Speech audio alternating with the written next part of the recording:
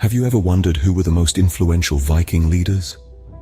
The Viking era was a mesmerizing period, marked by fierce warriors and explorers who left an indelible mark on history.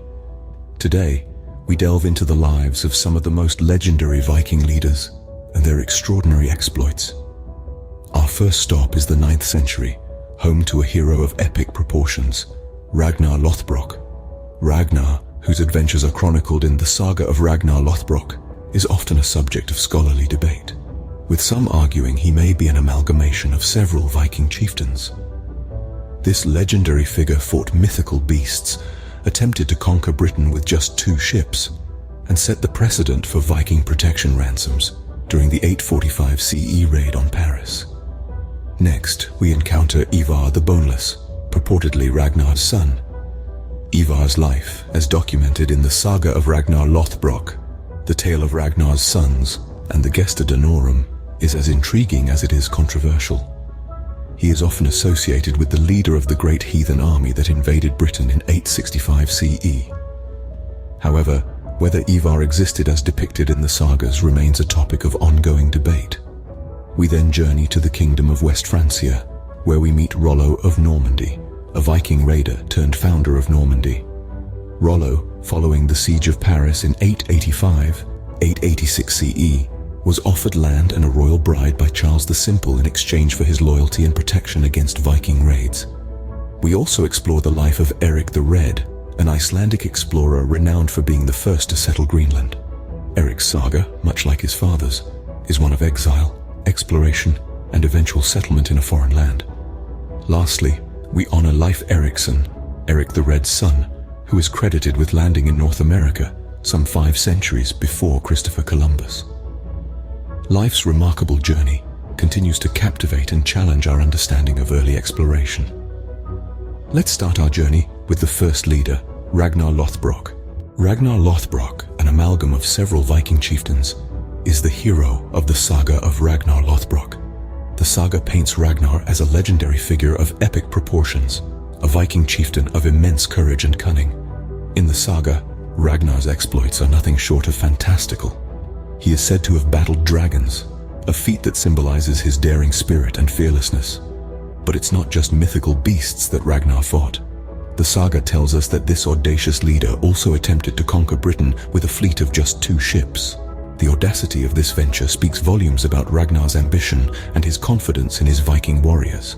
However, the figure of Ragnar Lothbrok, as captivating as he is shrouded in mystery. While he is regularly cited in scholarly works as an actual historical figure, many authors concede that he may be more myth than man. Some suggest that the character of Ragnar may have been modeled after the Viking leader ReGiuS. ReGiuS, unlike the legendary Ragnar, is a figure rooted in historical fact. He is known for leading the raid on Paris in the year 845 Common Era. This raid ended with Charles the Bald, ruler of West Francia at the time, paying ReGiuS to leave the city alone. This event set a precedent for future interactions between Viking chieftains and rulers of Europe, where large payments were made to Viking chiefs in exchange for protection. The tale of Ragnar Lothbrok, whether based on fact or fiction, is undoubtedly a compelling narrative that captures the spirit of the Viking Age. His daring exploits and fearless leadership embody the adventurous and warlike spirit that marked this fascinating period in history. From Ragnar, we move to his supposed son, Ivar the Boneless. Ivar the Boneless, allegedly the son of Ragnar Lothbrok, is best known from the saga of Ragnar Lothbrok and the tale of Ragnar's sons. Much like his supposed father Ragnar, Ivar's tale intertwines with both myth and history, leaving us to decipher the threads of truth. According to the sagas, Ivar was a Viking chieftain of exceptional cunning and brutality. His moniker, the Boneless, has been the subject of much speculation. Some theories suggest that it was a metaphorical term denoting his snake-like flexibility or slipperiness in battle, while others argue it could have been a literal reference to a physical disability. It's in the year 865 that Ivar's story takes a sharp turn towards history. This is when the great heathen army, a force of Vikings, invaded Britain. The Anglo-Saxon Chronicle, a collection of annals in Old English, names one of the leaders of this army as Hingwa, a name often equated with Ivar. This invasion marked a pivotal moment in the history of the British Isles, leading to Viking control of vast territories. However, the question remains, was the legendary Ivar the Boneless the same as the historical Hingwa? Was Ivar a flesh and blood man, a fearsome Viking leader who left an indelible mark on history? Or was he merely a character in a saga, a figure of myth and legend? The truth is, we may never know for certain. The sagas and historical records leave us with more questions than answers. But this uncertainty only adds to the allure of Ivar the Boneless. Whether he was real or not, Ivar remains a symbol of the Viking era, a time of exploration, conquest, and legendary figures whose tales continue to captivate us to this day. Next, we travel to Normandy to meet Rollo. Rollo, the founder of Normandy, led raids in the kingdom of West Francia before settling down. The tale of Rollo is one of ambition, battle, and ultimately, diplomacy. Rollo, originally a Viking chieftain, was not content with the life of a mere raider. His eyes were set on something greater, something more permanent. He's believed to have been deeply involved in the siege of Paris in the late 9th century. The city was defended by Odo of West Francia, a man of considerable courage and tenacity. The siege was a grueling affair, stretching from 885 to 886.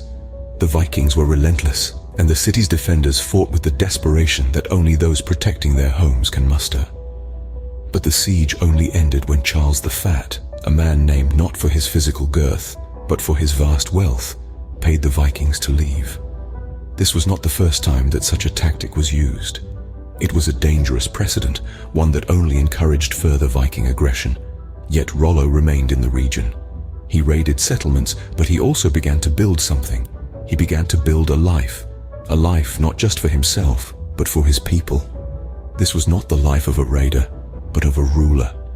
In around 911, Charles the Simple, perhaps hoping to halt the endless cycle of Viking raids and ransoms, made Rollo an offer. He offered him land, a kingdom of his own. He also offered him his daughter Gisla's hand in marriage. In return, Rollo would pledge his loyalty to Charles and protect West Francia from further Viking raids. Rollo accepted. He was no longer just a Viking chieftain. He was a duke, the first Duke of Normandy. He had his own land, his own people. He had a future. And so, the Viking raider became a Norman ruler.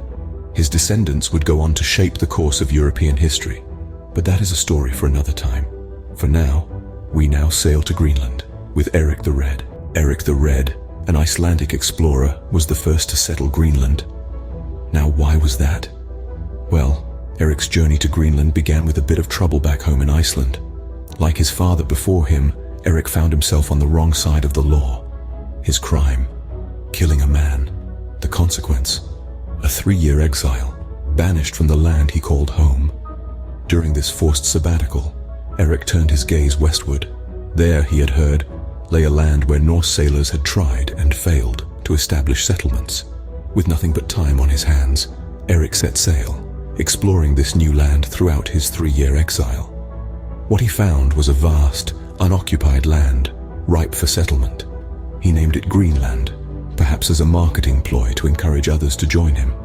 And join they did, establishing the first Norse settlements on the island. And so, Eric the Red, once an outcast, became the founder of a new land. Finally, we reach North America with Leif Ericsson. Leif Ericsson, son of Eric the Red, is credited with landing ships in North America, long before Christopher Columbus. This intrepid explorer, known as Leif the Lucky, took to the seas on a daring voyage, guided by tales of a land far to the west. His journey led him to what we now know as Newfoundland, a place he fittingly named Vinland for its abundance of wild grapes. Ericsson's voyage represents a significant yet often overlooked chapter in history. His exploration of North America, a full 5 centuries before Columbus, challenges our traditional narratives.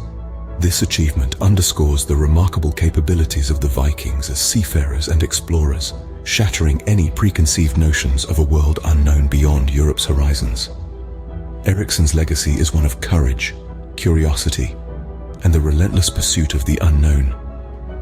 His story serves as a compelling reminder that history is a rich tapestry woven with tales of extraordinary individuals who dared to venture into the unknown. This concludes our journey through the lives and times of the most influential Viking leaders. Remember, history is not just about events, but about people who dared to shape it.